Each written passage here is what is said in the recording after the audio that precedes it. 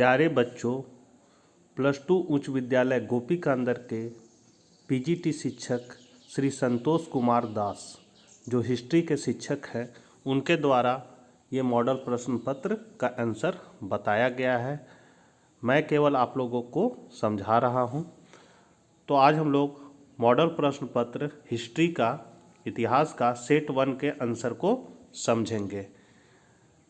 शुरू करने से पहले आपसे निवेदन है कि अपने चैनल इकोनॉमिक्स प्लस पर यदि आप नए हैं तो चैनल को जरूर सब्सक्राइब कर ले और घंटी का आइकन को दबाकर ऑल नोटिफिकेशन ऑन कर ले, क्योंकि जब भी मैं वीडियो डालूंगा नोटिफिकेशन सबसे पहले आपको प्राप्त होगी। साथ ही वीडियो को ज़रूरतमंदों को जरूर शेयर करें। तो चलिए आज हम लोग कुछ नया सीखते हैं। पहला अति लघुतरीय प्रश्न में पहला क्वेश्चन है, मुगल वंश के संस्थापक कौन थे? तो आंसर है बाबर। हूल दिवस कब मनाया जाता है? तो हूल दिवस 30 जून को मनाया जाता है। 1857 की क्रांति की शुरुआत कहाँ से हुई थी? तो मेरठ से। जालियांवाला बाग हत्याकांड कब हुआ था? 13 अप्रैल 1919 को। अगला क्वेश्चन है, भारत का संविधान कब लागू हुआ था? तो 26 जनवरी 1950 को। छठा है, दक्कन के गांव में रैयतों ने बगावत कब की? तो 1875 ईस्वी को। मंगल पांडे ने कहाँ विद्रोह किया था? तो बैरकपुर की छावनी में, जो पश्चिम बंगाल में है। लघुतरीय प्रश्न का पहला क्वेश्चन मतलब 8वां क्वेश्चन है, अकबरनामा पर संक्षिप्त टिप्पणी लिखे। तो अकबरनामा मुगल बादशाह अकबर के दरबारी विद्वान अबुल फजल द्वारा लिखा गया प्रसिद्ध ग्रंथ है। अकबरनामा का शाब्दिक अर्थ है अकबर की कहानी। इसमें अकबर कालीन इतिहास की संपूर्ण जानकारी मिलती है। यह 3 भागों में विभक्त है। तीसरा भाग आईने अकबरी कहलाता है। 9वां क्वेश्चन है, 1857 की क्रांति के तत्कालीन कारणों का वर्णन करें। तो 1857 के विद्रोह के तत्कालीन कारणों में यह अफवाह थे कि 1853 की राइफल के कारतूस की खोल पर सूअर और गाय की चर्बी लगी हुई है। यह अफवाह हिंदू एवं मुस्लिम दोनों धर्म के लोगों की भावनाओं को ठेस पहुंचा रही थी। ये राइफलें 1853 के राइफल के जखीरे का हिस्सा थी। 29 मार्च 1857 ईस्वी को मंगल पांडे नाम के एक सैनिक ने बैरकपुर छावनी में अपने अफसरों के विरुद्ध विद्रोह कर दिया। अगला क्वेश्चन है, असहयोग आंदोलन के कारण बताएं।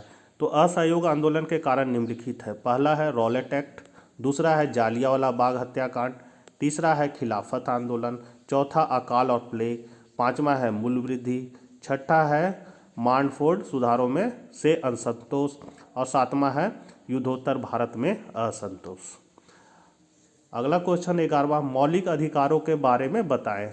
तो भारतीय नागरिकों को 6 मौलिक अधिकार प्राप्त है। पहला है समानता का अधिकार, जो अनुच्छेद 14 से 18 तक है। दूसरा है स्वतंत्रता का अधिकार, जो अनुच्छेद 19 से 22 तक है।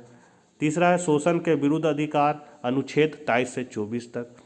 चौथा है धार्मिक स्वतंत्रता का अधिकार, अनुच्छेद 25 से 28 तक। 5वां है सांस्कृतिक तथा शिक्षा संबंधी अधिकार, अनुच्छेद 29 से 30 तक।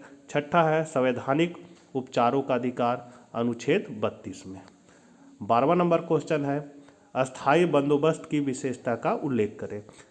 तो इसकी निम्नलिखित विशेषताएं हैं। पहला, सरकार ने जमींदारों से सिविल और दीवानी संबंधी मामले वापस ले लिए। दूसरा है जमींदारों को लगान वसूली के साथ साथ भूस्वामी के अधिकार भी प्राप्त हुए।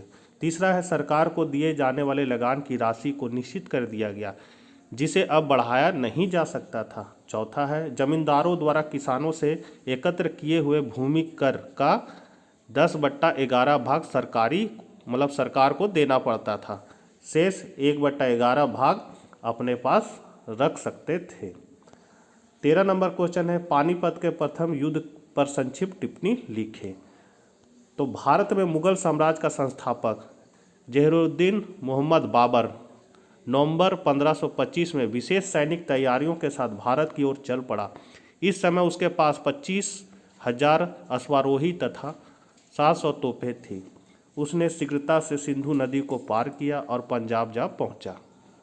सूबेदार दौलत खां लोदी की सेना बाबर का नाम सुनते ही भाग खड़ी हुई। दौलत खां लोदी बंदी बना लिया गया, परंतु मार्ग में ही उसकी मृत्यु हो गई। पंजाब पर अपनी स्थिति दृढ़ करने के पश्चात बाबर ने दिल्ली की ओर प्रस्थान किया। जब इब्राहिम लोदी को बाबर के आक्रमण का पता चला तो वह भी अपने 40,000 सैनिकों को साथ लेकर उसका सामना करने के लिए चल पड़ा। 12 अप्रैल 1526 को बाबर और इब्राहिम दोनों की सेनाएं पानीपत के ऐतिहासिक मैदान में आमने सामने आ डटी। बाबर ने अपनी सेना की व्यूह रचना वैज्ञानिक ढंग से की थी। 21 अप्रैल को प्रातःकाल इब्राहिम की सेना ने युद्ध प्रारंभ कर दिया। बाबर के घुड़सवारों और तोप खाने के आगे इब्राहिम की विशाल सेना और हाथी न ठहर सकी। मुगल सेना ने उज़्बेगी चाल, जिसको तुलुगमा पर चलते हुए इब्राहिम की सेना को घेर लिया और इसके साथ ही तोप खाने का प्रयोग भी आरंभ कर दिया। इस भीषण तथा योजनाबद्ध आक्रमण से इब्राहिम की सेना में भगदड़ मच गई। हाथी तोपों के गोलों की आवाज़ सुनकर भड़क गए और पीछे मुड़कर अपनी ही सेना को कुचलने लगे। यह युद्ध दोपहर तक चलता रहा। अंत में इब्राहिम पराजित हुआ और युद्ध स्थल पर ही मारा गया। उसके लगभग 15,000 अफगान सैनिक मारे गए। बाबर ने अपनी आत्मकथा तुजुक ए बाबरी, जिसको बाबरनामा कहते, में इस युद्ध का वर्णन करते हुए लिखा है। जिस समय युद्ध आरंभ हुआ सूर्य आकाश में चढ़ चुका था और दोपहर तक भीषण युद्ध होता रहा। अंत में शत्रु सेना छिन्न भिन्न हो गई और वह भाग गई। मेरे सैनिकों ने युद्ध में विजय प्राप्त की। ईश्वर की कृपा तथा प्रताप से यह कठिन कार्य मेरे लिए आसान बन गया और मध्याह्न में ही उस शक्तिशाली की पराजय हो गई। इस प्रकार पानीपत का युद्ध बड़ी शीघ्रता से समाप्त हो गया। पानीपत की विजय के पश्चात बाबर ने एक सेना अपने पुत्र हुमायूं के नेतृत्व में आगरा पर अधिकार करने के लिए भेजी और स्वयं उसने दिल्ली पर अधिकार कर लिया। शुक्रवार 27 अप्रैल 1526 को दिल्ली में ही मुगल साम्राज्य के संस्थापक जहीरुद्दीन मोहम्मद बाबर के नाम का खुतबा पढ़ा गया। इसके साथ ही दिल्ली की लोदी संतुलन का अंत हो गया और भारतीय इतिहास में एक नवीन अध्याय का आरंभ हुआ। अगला क्वेश्चन है, फरमिंगर की 5वीं रिपोर्ट क्या है? उत्तर है 19वीं शताब्दी में राजस्व के क्षेत्र में अनेक परिवर्तन हुए। इनमें से अनेक परिवर्तनों का विस्तृत विवरण 1813 ईस्वी में ब्रिटिश संसद में प्रस्तुत की जाने वाली फर्मिंग की रिपोर्ट में मिलता है। यह रिपोर्ट भारत में ईस्ट इंडिया कंपनी के प्रशासन एवं क्रियाकलापों के विषय में प्रस्तुत की जाने वाले रिपोर्टों में 5वीं थी, इसलिए इसे 5वीं रिपोर्ट अथवा फर्मिंग की 5वीं रिपोर्ट के नाम से जाना जाता है। यह रिपोर्ट एक विस्तृत रिपोर्ट थी। इसमें 1002 पृष्ठ है, जिनमें से 800 से भी अधिक पृष्ठ प्रविष्टियों के थे। इनमें जमींदारों एवं रैयतों के आवेदन पत्रों, भिन्न भिन्न जिलों के कलेक्टरों की रिपोर्टों, राजस्व विवरणों की सांख्यिकीय तालिकाओं एवं बंगाल तथा मद्रास के राजस्व और न्यायिक प्रशासन पर अधिकारियों द्वारा लिखी गई टिप्पणी को सम्मिलित किया गया था। प्रस्तुति के कारण, तो रिपोर्ट को प्रस्तुत किए जाने के अनेक महत्वपूर्ण कारण थे। पहला था 1760 ईस्वी के दशक में बंगाल में ब्रिटिश इंडिया कंपनी की सत्ता स्थापित होने के साथ साथ इंग्लैंड में उसकी गतिविधियां पर सूक्ष्म नज़र रखी जाने लगी थी। दूसरा है ब्रिटिश ईस्ट इंडिया कंपनी को भारत और चीन के साथ व्यापार करने का एकाधिकार प्राप्त था। ब्रिटेन के अनेक समूह कंपनी के एकाधिकार के विरोधी थे। वे कंपनी को व्यापारिक एकाधिकार प्रदान करने वाले शाही फरमान को रद्द करवाना चाहते थे।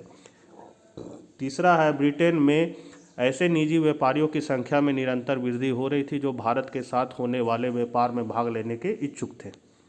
चौथा है, ब्रिटेन के उद्योगपति भारत के बाजारों को ब्रिटिश निर्माताओं के लिए खुलवाना चाहते थे। अनेक राजनीतिक समूहों का विचार था कि बंगाल विजय का लाभ केवल ईस्ट इंडिया कंपनी को नहीं अपितु संपूर्ण ब्रिटिश राष्ट्र को मिलना चाहिए। थोड़ा जल्दी पढ़ रहे हैं ताकि आंसर बहुत लंबा हो जाएगा, मतलब वीडियो बहुत लंबा हो जाएगा। भारत में कंपनी के अराजक और अव्यवस्थित शासन की सूचनाएं ब्रिटेन पहुंच रही थी। ब्रिटेन के समाचार पत्र कंपनी के अधिकारियों के लोभ और भ्रष्टाचार की घटनाओं का पर्दाफाश कर रहे थे। अतः ब्रिटेन की सरकार के लिए कंपनी के शासक को विनियमित और नियंत्रित करना आवश्यक हो गया था। इस उद्देश्य से ब्रिटिश संसद द्वारा 18वीं शताब्दी के अंतिम दशकों में अनेक अधिनियम पारित किए गए। कंपनी को भारत के प्रशासन के विषय में अपने नियमित रिपोर्ट भेजने के लिए बाध्य किया गया। कंपनी के कामकाज का निरीक्षण करने के लिए अनेक समितियों की नियुक्ति की गई। 5वीं रिपोर्ट एक ऐसी ही रिपोर्ट थी जिसे एक प्रवर समिति द्वारा तैयार किया गया था। दीर्घ उत्तरीय प्रश्न, संथाल विद्रोह के बारे में विस्तार से बताएं। तो सरकारी अधिकारियों, जमींदारों, व्यापारियों तथा महाजनों द्वारा शोषित होकर संथालों ने विद्रोह कर दिया। यह विद्रोह 1855 से 56 में प्रारंभ हो गया। इस विद्रोह का नेतृत्व सिद्धू और तथा कानू ने किया था। विद्रोही गतिविधियों के तहत संथालों ने जमींदारों तथा महाजनों के घरों को लूटा, खजानों को छीना। सरकारी अधिकारियों ने विद्रोह को दबाने के लिए मारपीट करके उनका दमन प्रारंभ किया, जिससे ये विद्रोही और अधिक उग्र हो गए। सिंधु तथा कानू को संथालों ने ईश्वर के भेजे हुए दूत माना और इन्हें विश्वास था कि ये इन शोषणों से मुक्ति दिलाएंगे। संथाल अस्त्र शस्त्र, तीर कमान, भाला कुल्हाड़ी आदि लेकर एकत्र हुए और अंग्रेजों मतलब सरकारी अधिकारियों तथा जमींदारों से धमकी के साथ 3 मांगे प्रस्तुत की। पहला, उनका शोषण बंद किया जाए, उनकी जमीनें वापस की जाए। तीसरा, उनको स्वतंत्र जीवन जीने दिया जाए। सरकारी अधिकारियों ने इस चेतावनी पर ध्यान नहीं दिया तो संथालों ने जमींदारों, साहूकारों तथा सरकारी अधिकारियों के विरोध में सहस्त्र विद्रोह आरंभ कर दिया। 23 फरवरी 1856 के इलस्ट्रेटेड लंदन न्यूज में प्रकाशित चित्र में संथालों को ब्रिटिश सिपाहियों से युद्ध करते हुए बताया गया था। शांत दिखने वाले संथाल गांव अब बर्बर का केंद्र बन गया था। चित्र से स्पष्ट हो रहा था कि इस विद्रोह ने संथालों के प्रति अंग्रेजों के विचार को बदल दिया था। विद्रोह का दमन, संथाल परगनाओं में यह विद्रोह तीव्र गति से फैला, जिसमें निम्न वर्ग के गैर संथालियों ने संथालों के साथ विद्रोह में बढ़ चढ़कर भाग लिया, लेकिन सरकारी अधिकारियों द्वारा यह विद्रोह दबा दिया गया क्योंकि अंग्रेजों के हथियार अधिक आधुनिक थे। अंग्रेजी दमन को 23 फरवरी 1856 के इलस्ट्रेटेड लंदन न्यूज में प्रकाशित चित्र द्वारा समझ सकते हैं कि विद्रोह को कैसे कुचलकर सारे क्षेत्र की छानबीन कर विद्रोह में लिप्त व्यक्तियों को पकड़ लिया गया तथा गांवों में किस प्रकार अधिकारियों ने आग लगा दी। ये चित्र ब्रिटेन के समान जनता के बीच अपनी शक्ति प्रदर्शन करने के उद्देश्य से दिया गया था।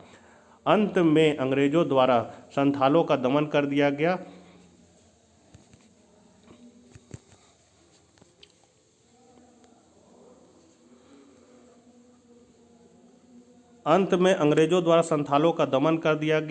इलस्ट्रेटेड लंदन न्यूज 1856 में छपे चित्र में संथाल कैदियों को बंदी बना कर ले जाया जा रहा था।